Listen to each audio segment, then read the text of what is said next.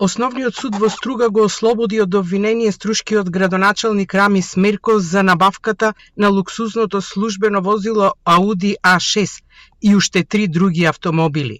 Судијата Јордан Јованов денеска ја соопшти ослободителната пресуда за Мерко.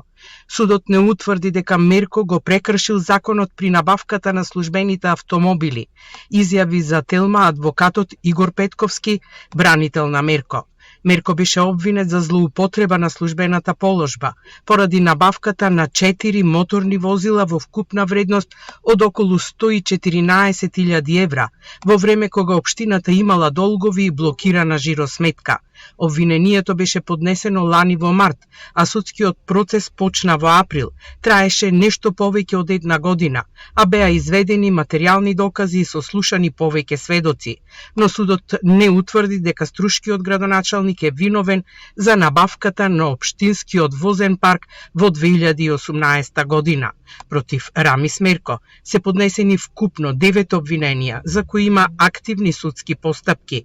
Тој е на црната листа на САД од 2023 поради вмешаност во корупција.